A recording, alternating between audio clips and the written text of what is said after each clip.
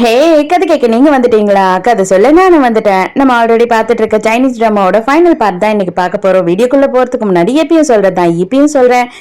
Voice ஓவரை subscribe பண்ணுங்க. பார்த்ததுக்கு அப்புறம் லைக் பண்ணுங்க. மறக்காம போறதுக்கு முன்னாடி எக்ஸ்பிளனேஷன் எப்படி இருக்குன்னு சொல்லிட்டு கமெண்ட் பண்ணிட்டு போங்க. இந்த எபிசோட எதுல ஸ்டார்ட் பண்றோம் அப்படின்னு பார்த்தா, நம்ம சுமியோட புருஷன்காரன் கடன் வாங்கினா இல்லையா, அந்த ஆளுங்கெல்லாம் ஒரு இடத்துல உட்காந்து சூதாடிட்டு இருக்கானுங்க.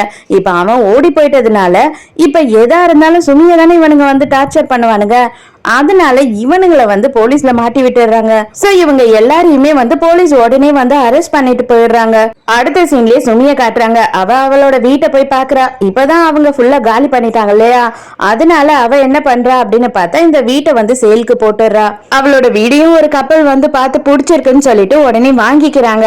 அப்ப அவ என்ன சொல்றான்னா, என்னோட ஒரே ஒரு மீன் மட்டும் இருக்கு, அந்த மீன் நீங்க இங்கேயே வச்சுக்கோங்க, என்னால கொண்டு போக முடியாது அப்படின்னு சொல்றா. அவங்களுமே சரி ஓகே அது இருக்கட்டும் அப்படின்னு ஒத்துக்கிறாங்க. நேரா வீடு வைத்த காசை எடுத்துட்டு போயிட்டு ஹீரோயின் கிட்ட கொடுத்துட்டு அவ என்ன சொல்றானா, எப்படியாவது மீதி உன்கிட்ட இருந்து எடுத்த காசு எல்லாத்தையுமே நான் கொடுத்துட்றேன், கொஞ்சம் கொஞ்சமா நான் கொடுக்குறேன், எனக்கு கொஞ்சோண்டு டைம் மட்டும் கொடு, நான் வேலையுமே ரிசைன் பண்றேன் அப்படின்னு சொல்றா. அதான் வேலையுமே விட்டுற போறியே, அப்புறம் எப்படி என்னோட காசு எல்லாம் நீ திருப்பி கொடுப்ப அப்படின்னு ஹீரோயின் கேக்குறா. உன்னோட ஃபேஸை பார்த்துக்கிட்டு இங்க வேலை செய்ய எனக்கு கஷ்டமா இருக்கு, நான் வேற எங்கன்னா போய் வேலை செய்வேன் அப்படின்னும் போது ஹீரோயின் என்ன சொல்றான்னா, எல்லாம் ஓகேமா, அப்புறம் நீ எனக்கு தராம ஏமாத்திட்டு அப்படியே ஓடிட்டீன்னா நான் என்ன பண்றது, நான் எதை வச்சு நம்புறது, நீ வந்து என்னோட காசெல்லாம் திருப்பி தருவேன்னு சொல்லிட்டு இவளுக்கு வந்து சுமிக்கு என்ன சொல்றதுன்னே தெரியல. ஐயோ என்னடா இவ இப்படி கேக்குறாளே அப்படின்னு சொல்லிட்டு அதுக்கு ஹீரோயின் உடனே என்ன சொல்றானா, என்னோட கூட பிறந்த தங்கச்சா இருந்திருந்தாலும் இந்த மாதிரி தப்பு நிறைய பண்ணிருப்பா, அதுக்குன்னு சொல்லிட்டு அவளை நான் வந்து வெறுத்து ஒதுக்கிடவோ இல்லைன்னா வந்து வீட்டை விட்டே துரத்திடவோ பண்ண மாட்டேன் இல்லையா. அதே மாதிரிதான் நான் சொல்றேன், தயவு செஞ்சு புரிஞ்சுக்கோ, உன்னோட ஈகோ எல்லாத்தையும் தூக்கி போடு, என்கிட்ட வந்துட்டு எல்லாத்தையும் மறந்துட்டு கூட இருக்கிறதுல உனக்கு என்ன பிரச்சனை, உனக்கு நான் 20% சேலரி இன்கிரிமெண்டோட வேலை கொடுக்குறேன், இன்னையில இருந்து வேலை செய், உனக்கு எப்ப வந்து உன்னால காசை திருப்பி கொடுக்க முடியுமோ கொடு, நானும் தனியா தானே இருக்கேன், ஏன் கூடயே இரு, சாப்பாடும் ஃப்ரீ, நீ இருக்கிறதுக்கு வீடும் ஃப்ரீ அப்படின்னு சொல்றா ஹீரோயின். உடனே இவளுக்கா அழுக தாங்க முடியல, பயங்கரமா அழ ஆரம்பிச்சிடுறா. அவ்வளவுதான், ஒரு வழியா எப்படியோ ஹீரோயினும் சுமியும் சேர்ந்துடுறாங்க. இனிமே நீ என்னை விட்டு எங்கேயும் போகணும் அப்படின்ட்டு கனவுல கூட நினைச்சு பார்க்க கூடாது, புரியுதா அப்படின்னு சொல்றா. ஹாஸ்பிட்டல்ல இருக்க புருஷன்காரனை காட்டுறாங்க. அவனுக்கு வந்து கொஞ்சம் கொஞ்சமா சுயநினைவு வர ஆரம்பிக்குது. அதோட ஒரு வாரம் கழிச்சு நம்ம ஹீரோயின் இவனை பாக்குறதுக்காக இங்க ஹாஸ்பிட்டலுக்கே வந்திருக்கா. இப்போ ஓரளவு அவன் கொஞ்சம் பெட்டரா இருக்கான். வீல் சேர்ல நர்ஸ் கூட்டிட்டு வராங்க. அப்ப ஹீரோயின் என்ன பண்ற அப்படின்னு பார்த்தா, நேரா படிக்கட்டாண்ட இவனை கொண்டு போய் நிறுத்திட்டு, இங்க இருந்து நான் உன்னை தள்ளிட்டேன் அப்படின்னா கூட நீயாதான் வந்து உருண்டு விழுந்துட்டேன்னு சொன்னாலுமே எல்லாரும் நம்பிடுவாங்கல்ல அப்படின்னு சொல்றா. இவனுக்கு கொஞ்சம் பயமாயிடுது, ஐயோ உண்மையாவே தள்ளிடுவாளோன்னு. அதுக்கப்புறம் அவளே சிரிச்சிடறா, இல்ல இல்ல பயப்படாத, நான் அதெல்லாம் பண்ண மாட்டேன், எனக்கு வந்து போர் அடிச்சிருச்சு, அது மட்டும் இல்லாம இதுக்கு மேலேயும் பழி வாங்கணும்னு சொல்லிட்டு என்னாலையும் வந்துட்டு என்னோட வாழ்க்கையே அழிச்சிக்க முடியாது, யாரு நமக்கு பிடிக்கலையோ அவங்கள பழி வாங்குறோம்னு நினைச்சுக்கிட்டு நம்மளோட வாழ்க்கையையும் நம்மளோட ரொம்ப முக்கியமான நாட்களையும் நம்ம அழிச்சுக்கிறோம், அதை நானுமே உணர்ந்துட்டேன் அப்படின்னு சொல்றா. இத்தனை நாள் நானும் கோமால இருந்து எழுந்ததுல பார்க்கும் போது எல்லாமே எனக்கு புதுசா இருக்கு, கண்டிப்பா நானுமே வந்து உன் கூட சேர்ந்து வாழணும், என்ன மன்னிச்சிடு, இந்த மாதிரி வார்த்தையெல்லாம் யூஸ் பண்ணவே மாட்டேன், பயப்படாத, இனிமே நான் என்ன நினைக்கிறேன்னா உன்னை நான் பார்க்க கூட மாட்டேன், நான் வந்து உனக்கு பெரிய தப்பு பண்ணிட்டேன், அதுக்கு வந்து சாரின்னு ஒரு சின்ன வார்த்தையால சொல்லக்கூட முடியாத அளவு ஒரு பெரிய தப்பு பண்ணியிருக்கேன், பெரிய துரோகம் பண்ணியிருக்கேன், எனக்கே தெரியாம என்னோட குழந்தையும் நான் இழந்திருக்கேன், இது எல்லாத்துக்கும் காரணம் நான் தான், இதுக்கப்புறம் ரெண்டு பேருமே புதுசா பிறந்த மாதிரி நினைச்சுப்போ, நீ உன்னோட வாழ்க்கையை பாரு, நான் என்னோட வாழ்க்கையை பாக்குறேன், இனிமே நான் உன்னை டிஸ்டர்ப் பண்ணவே மாட்டேன், உன்னோட லைஃப்ல நீ என்னென்னலாம் நினைச்சியோ அது எல்லாமே உனக்கு நடக்கணும், என்ன போய் தண்டமா பழி வாங்கணும்னு நினைச்சு உன்னோட வாழ்க்கையை நீ கெடுத்துக்காதன்னு சொல்லணும்னு தான் நான் நினைச்சேன் உன்கிட்ட, ஆனா நீ ஏன் அந்த முடிவுக்கு வந்துட்ட, எனக்கு ரொம்ப சந்தோஷமா இருக்கு அப்படின்னு சொல்றான். இந்த நிமிஷம் நான் உன்னோட மன்னிப்பை ஏத்துக்கிறேன், ஏன்னு தெரியுதா, அன்னைக்கு நீ அடிபட்டு என் கண்ணு முன்னாடி விழுந்து கடந்த அன்னைக்கே வந்து நான் முடிவு பண்ணிட்டேன், இதுக்கு மேல வந்துட்டு நான் எந்த வகையிலயும் உன்னை பழி வாங்கணும்னு நினைக்கவே கூடாதுன்னு சொல்லிட்டு அதோட எல்லாமே முடிஞ்சு போயிடுச்சு. சோ நீயும் நானும் இப்போதைக்கு எந்த சம்பந்தமும் இல்லாம யாருன்னே தெரியாத மாதிரி வாழ்ந்துட்டு போயிடுவோம் அப்படின்னு சொல்லிட்டு இவளுமே முடிச்சிடுறா எல்லா விஷயத்தையும். இவன் கூட எனக்கு நீ ஒரு சின்ன ஹெல்ப் மட்டும் பண்ணணும் அப்படின்னு சொல்லி இவன் கேக்குறான். இதோட ஒரு வாரம் கழிச்சு காட்டுறாங்க. ஒரு வாரமா வந்துட்டு வின் ஆபீஸ்க்கே வர்றது இல்லைன்னு சொல்லிட்டு ஹீரோயின் இப்பதான் கேக்குறா, என்ன ஆச்சு அவன் ரொம்ப நாளா வராத மாதிரி இருக்கானே அப்படின்னும் போது தெரியல, அவன் வந்துட்டு என்னன்னு இன்ஃபார்மும் பண்ணல அப்படின்னு எல்லாரும் சொல்றாங்க. என்னவா இருக்கும் அப்படின்னு சொல்லிட்டு இவளும் தீவிரமா யோசிச்சுட்டு இருக்கா. அந்த டைமுக்கு நம்ம சுமி வேக வேகமா வரா. இன்னைக்கு நைட்டு எனக்கு ஒரு முக்கியமான வேலை இருக்கு, அதனால நீ எனக்கு ஒரு ஹெல்ப் பண்ணணும் அப்படின்னும் போது சரி என்ன ஹெல்ப் சொல்லு அப்படின்னு கேக்குறா. உடனே அதுக்கு சுமி என்ன சொல்றானா, இது பாரு, வின்னோட வீட்டுல இந்த டாக்குமெண்ட்டை எடுத்துட்டு போய் நீ கொடுத்தே ஆகணும். அவன் இது எல்லாத்தையும் இன்னைக்கு பினிஷ் பண்ணணும். எனக்கு தெரிஞ்சு அவனுக்கு வந்து உடம்பு சரியில்லைன்னு நினைக்கிறேன், இல்லைன்னா கண்டிப்பா என்ன விஷயம்னு அவன் சொல்லியிருப்பான் அப்படின்னும் போது நான் எப்படி அவன் வீட்டுக்கு போறது அப்படின்னு சொல்றா ஹீரோயின். அதெல்லாம் எனக்கு தெரியாது, இதை எடுத்துட்டு போய் நீ அவன்கிட்ட கொடுத்துரு அப்படின்னு சொல்லிட்டு இவ இங்க இருந்து ஓடிடுறா. அடி பாவி, என்னையுமே கொரியர் காரி ஆக்கிட்டியா அப்படின்னு கத்துறா. வீட்டு வாசலாண்டு நின்னுக்கிட்டு கதவை தட்டலாமா வேணாமான்னு யோசித்துக்கிட்டே நின்னுட்டு இருக்கா. பார்த்தா அவன் பின்னாடி இருந்து வரான். இவளை இங்க பார்த்த உடனே இவனுக்கு ரொம்ப சந்தோஷம் ஆயிடுது. என்ன நீங்க ரொம்ப நேரமா யோசிச்சுட்டு இருக்கீங்க, சீக்கிரமா கதவை தட்டுங்க, அவர் வந்து வெளியில பார்த்தாருன்னா உங்களை பார்த்த உடனே ரொம்ப சந்தோஷமாயிடும் அப்படின்னு சொல்லிட்டு இவனே சொல்லிட்டு இருக்கான். டேய் நீ என்னடா இங்க இருந்து வர, நீ தான் உடம்பு சரியில்லை உனக்கு அப்படின்லாம் சொன்னாங்களே எல்லாரும் அப்படின்னு சொல்றா. ஐயோ உன்னை பார்த்த உடனே மறந்துட்டேன், உண்மைதான், எனக்கு பயங்கர ஜுரம், நான் இப்ப கூட ஹாஸ்பிட்டல் தான் போயிட்டு வரேன் அப்படின்னு சொல்றான். ஹீரோயின் உள்ள கூட்டிட்டு போய் உட்கார வச்சுட்டு இரு உனக்கு ஹாட் வாட்டர் போட்டு தரேன் அப்படின்னு சொல்லிட்டு அங்க சுடுதண்ணி போட்டுக்கிட்டு இருக்கா. அப்ப பார்த்தா இவனோட மொபைலுக்கு ஒரு மெசேஜ் வருது. உங்களோட கிளாஸ் டைமிங் வந்து நாளையில இருந்து மாத்தப்பட்டிருக்கு அப்படின்னு சொல்லி ஒரு மெசேஜ் வருது.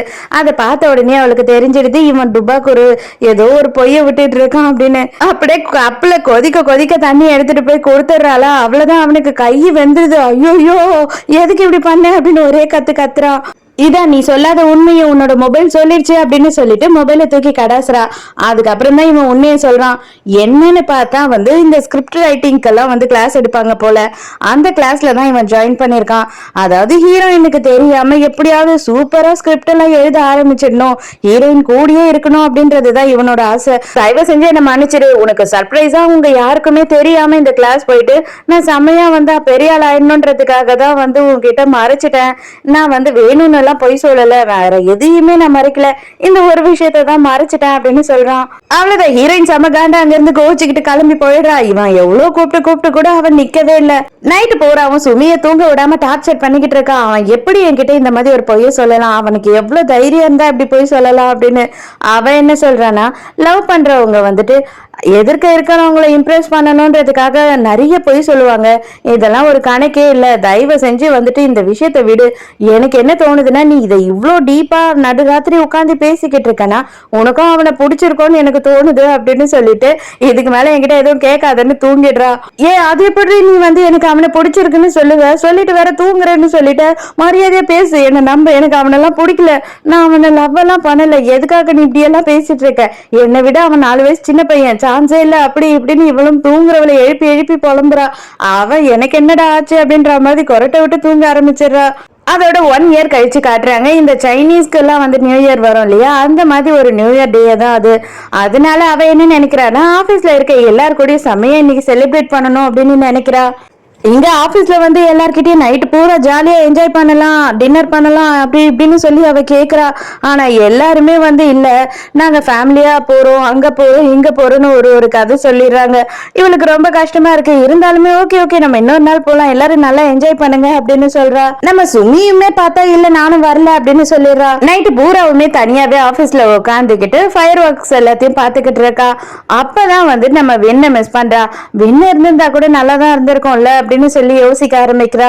அப்ப இவங்க ஆபீஸ்க்கு கீழே வந்து பெரிய செலிப்ரேஷன் போயிட்டு இருக்கு, பாட்டெல்லாம் பாடிக்கிட்டு இருக்காங்க. இவளுமே தனியா தானே இருக்கா, அதனால அவங்க கூட போய் அங்க நின்னுட்டு இருக்கா. சரி நம்மளே வின்க்கு போன் பண்ணி பாப்போம் அப்படின்னு சொல்லிட்டு இவ போன் பண்றா. போன் பண்ண உடனே அட்டன் பண்றான். எப்படிடா உடனே அட்டன் பண்ணிட்ட அப்படின்னு கேட்கும் போது, ஏன்னா நான் வந்து இவ்வளவு நேரமா உனக்கு பின்னாடியே நின்னுக்கிட்டு உன்னோட கால்காக வெயிட் பண்ணிக்கிட்டு இருக்கேன் அப்படின்னு சொல்றான். அதுக்கப்புறம் திரும்பி பார்த்தாதான் இவன் பின்னாடியே தான் இருக்கான். ஹீரோயினும் வேகமா போய் இவனை கட்டி பிடிச்சிக்கிற. ஆக மொத்தம் ஹீரோயினுக்கும் இவன் மேல லவ் வந்துடுச்சு. வின்னுக்கும் வந்து பயங்கர சந்தோஷமாயிடுச்சு, எப்படியோ ஒர்க் அவுட் பண்ணிட்டோம்டா அப்படின்னு.